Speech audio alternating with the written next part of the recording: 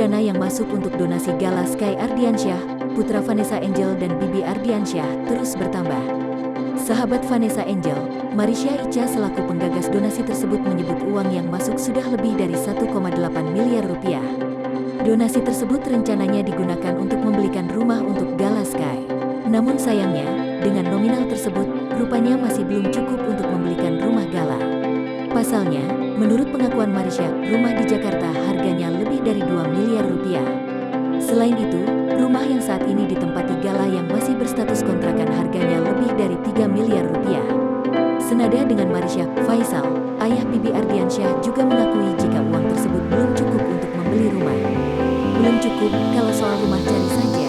Ada donasi seperti sekarang, kalau belum cukup saya punya duit insya Allah akan saya bantu, kata Faisal dikutip Tribun Style dari kanal YouTube Seleb Oncam News, Senin, tanggal 6 Desember tahun 2021. Kendati demikian, Faisal mengaku akan berusaha untuk menambah kekurangan tersebut.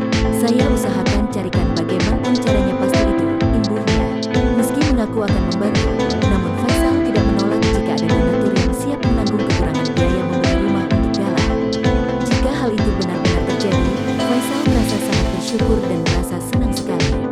Kalau ada donatur ya saya alhamdulillah. Mudah-mudahan sih ada donatur yang nanti mau membeli rumah buat Gala. Alhamdulillah wa syukurillah. Amin, pungkasnya.